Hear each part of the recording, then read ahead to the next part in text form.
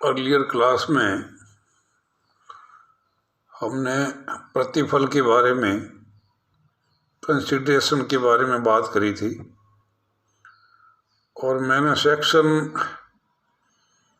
25 का हवाला देते हुए आप लोगों को बताया था कि बिना प्रतिफल के किया गया ठहराव व्यर्थ होता है। An agreement without consideration is void. Consideration is the essential aspect. और मैंने ये भी बताया था कि केवल प्रतिफल होना ही पर्याप्त नहीं है, बल्कि प्रतिफल का मूल्यवान होना चाहिए। It must be valuable.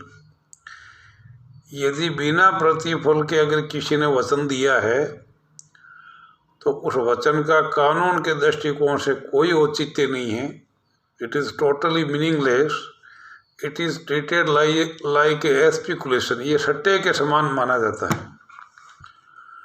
Meaning there by कि अनुबंध की वैधता के लिए, for the validity of contract, अनुबंध की वैधता के लिए प्रतिफल होना एक अनिवार्य शर्त है। लेकिन इस नियम के कुछ अपवाद है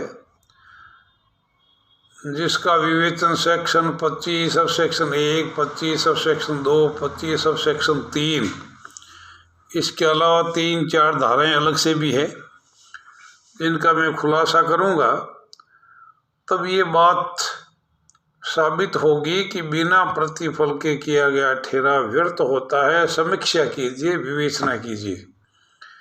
तो नियम तो ये है कि प्रतिफल होना अनिवार्य है, लेकिन कुछ बातें, कुछ शर्तें, कुछ वचन, कुछ प्रतिज्ञाएं इस प्रकार की हैं कि जिसमें प्रतिफल ले होने के बावजूद भी वचनदाता अपने वचन के निष्पादन के लिए कानूनी रूप से उत्तरदायी होगा।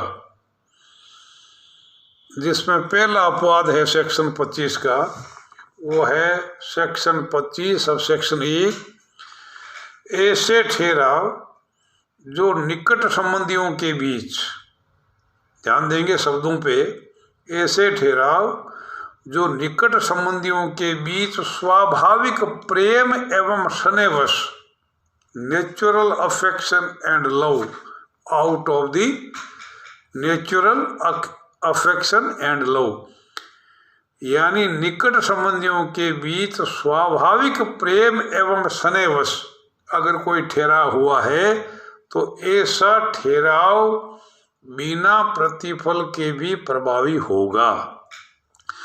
सेक्शन 25 सेक्शन 1 क्रियाशील होने के लिए ये बातें जरूरी है। पहली बात, संबंधित पक्ष का निकट संबंधी, क्लोज रिलेटिव्स, निकट संबंधी होने चाहिए। दूसरी शर्त यह है कि उनके बीच में स्वाभाविक प्रेम एवं स्नेह, out of the natural affection and love. और तीसरा पॉइंट यह है कि ये ठहराव लिखित होना चाहिए। और अंतिम बात यह है कि इस तरह का डॉक्यूमेंट, इस तरह का प्रलेख पंजीकृत होना चाहिए। यानी अगर ये ठहराव निकट संबंधियों के बीच में है, स्वाभाविक प्रेम एवं स्नेहवश हुआ है, एग्रीमेंट लिखित होने के साथ साथ में पंजीकृत है, तो ये शर्तें लागू होने पर इस प्रकार का ठहराव, इस प्रकार का वचन, इस प्रकार की प्रतिज्ञा बिना प्रतिफल के भी राजनियम के द्वारा प्रवर्तनीय मानी जाएगी। सेक्शन 25 सब सेक्शन 2 के अंदर लिखा है, स्वेच्छा से किए गए कार्यों की क्षतिपूर्ति का अनुबंध। स्वेच्छा से, voluntarily, without any external force, स्वेच्छा से किए गए कार्यों की क्षतिपूर्ति का अनुबंध। यदि मान लीजिए एक पक्षकार ने दूसरे पक्षकार के लिए कोई ऐसा कार्य किया है जिस काम को करने के लिए वो बाध्य था, लेकिन बिना प्रतिफल के उसने कोई इस तरह का कार्य कर दिया और दूसरे पक्षकार ने स्वेच्छा से ही कोई एक निश्चित धनराशि क्षतिपूर्ति करने का वचन दे दिया, तो ऐसा वचन भी बिना प्रतिफल के राज नियम के द्वारा परिवर्तनीय माना जाएगा। For the sake of example, अगर किसी व्यक्ति का कोई बच्चा तालाब के अंदर डूब रहा है, उसकी जिम्मेदारी थी, पेरेंट्स की जिम्मेदारी थी कि उसको सुरक्षित बाहर निकालें, लेकिन वो वहाँ मौजूद नहीं थे। किसी दूसरे पक्षकार ने जो है उस बच्चे को अपनी रिस्क के आधार पर पानी में से बाहर सुरक्षित निकाल दिया। और जब ये जानकारी उसके पेरेंट्स को मिली, तब पेरेंट्स ने एक निश्चित धनराशि उसको भुगतान करने का वचन दे दिया। तो ऐसा वचन भी बिना प्रतिफल के भी कानून के द्वारा मान्य माना जाएगा। सेक्शन 25 सब सेक्शन 3 के अंदर लिखा है अवधि वर्जित ऋणों के भुगतान का ठहराव। टाइम बार्ड, अवधि वर्जित, कोई ऐसा भुगतान है जिसकी टाइम जो है अवधि चूक चुकी। जैसे अपन सामान्य जो ऋण होते हैं उनके अंदर 3 साल की मियादित अवधि होती है। अगर 3 वर्ष तक नाइदर नोवेशन नाइदर अल्ट्रेशन या किसी तरह की अगर डिमांड नहीं होती है, तो ऐसा मान करके चला जाएगा कि वो अनुबंध समाप्त हो गया। यानी लिमिटेशंस एक्ट के तहत अवधि समाप्त होती ही वो अनुबंध भी समाप्त माना जाएगा। लेकिन यदि ऋणी ने ऋणदाता को अवधि वर्जित ऋणों के भुगतान का लिखित में वचन दे दिया, लिखित में वचन दे दिया, तो ऐसा वचन भी, यद्यपि उसकी कोई जिम्मेदारी नहीं थी, वो अपने दायित्व से मुक्त हो चुका, लेकिन फिर भी अगर उसने लिखित में वचन दे दिया तो ऐसा वचन भी प्रभावी माना जाएगा। तो 3 अपवाद है सेक्शन 25 के। नेक्स्ट है निःशुल्क एजेंसी। अपन एजेंसी में आगे चल करके देखेंगे कि एजेंसी के अंदर क्या होता है कि एक पक्षकार दूसरे पक्षकार के लिए अन्य पक्षकारों के साथ में अनुबंधात्मक संबंध स्थापित करता है, या यूं कह लीजिए एजेंट जो है वो नियोक्ता की ओर से अन्य पक्षकारों के साथ अनुबंधात्मक संबंध स्थापित करता है, तो उसको अपन कहते हैं एजेंसी। यानी एजेंट और नियोक्ता के बीच का जो रिलेशनशिप है, it is known as a agency. अब एजेंसी के प्रावधानों के अंदर स्पष्ट लिखा है कि एजेंसी सशुल्क भी हो सकती है और एजेंसी निःशुल्क भी हो सकती है। यदि किसी व्यक्ति ने किसी अन्य व्यक्ति के लिए बिना किसी प्रतिफल के भी अगर सेवाएं दी है, तब भी उस व्यक्ति के द्वारा किए गए कार्यों के लिए नियोक्ता अन्य पक्षकारों के प्रति उत्तरदायी होगा।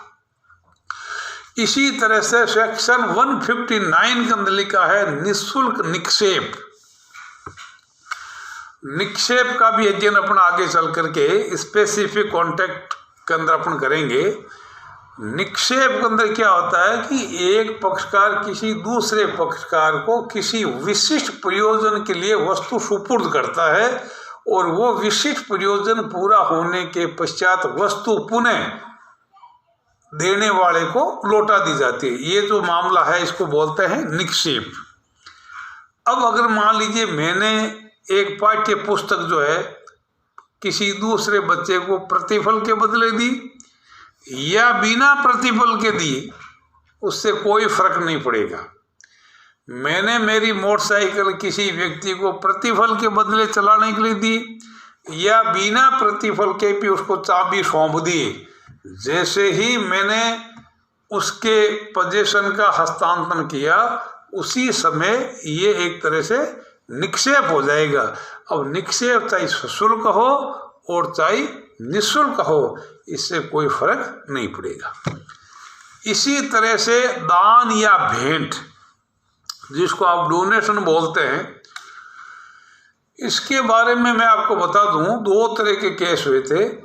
एक अब्दुल अली बना मासूम अली, अब्दुल अली बना मासूम अली, उसमें एक पक्षकार दूसरे पक्षकार को 500 रुपये एक मस्जिद के निर्माण के लिए डोनेशन दान देने की घोषणा करता है, लेकिन वचन ग्रहीता ने किसी तरह का कोई कार्य नहीं किया और मामला जब कोर्ट के अंदर गया तो कोर्ट ने निर्धारित किया कि वचनदाता का इस वचन के प्रति कोई दायित्व नहीं है।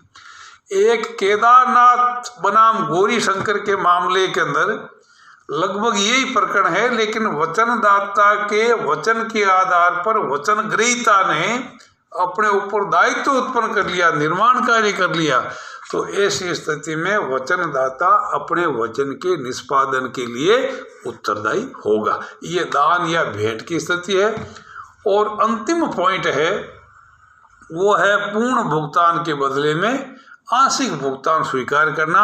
अगर मान लीजिए एक्स वाई से 20,000 रुपये मांग रहा है, लेकिन उनका समझौता 10,000 रुपये के अंदर सेटल आउट हो जाता है, तो ऐसी स्थिति के अंदर भी वो निष्पादित अनुबंध माना जाएगा और वो इस आधार पर पुनः वाद प्रस्तुत नहीं कर सकता कि वो जो है पूर्ण भुगतान के बदले में केवल आंशिक भुगतान ही किया है, बशर्ते कि वचन ग्रहीता ने आंशिक भुगतान को स्वीकार कर लिया हो। तो ये 6-7 पॉइंट है जो सेक्शन 25 के अपवाद है, जिसका ये मानना है कि बिना प्रतिफल के किया गया ठहराव व्यर्थ होता है।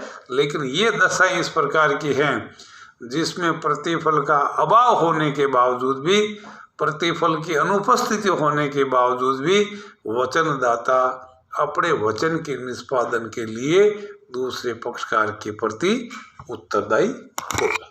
That's all.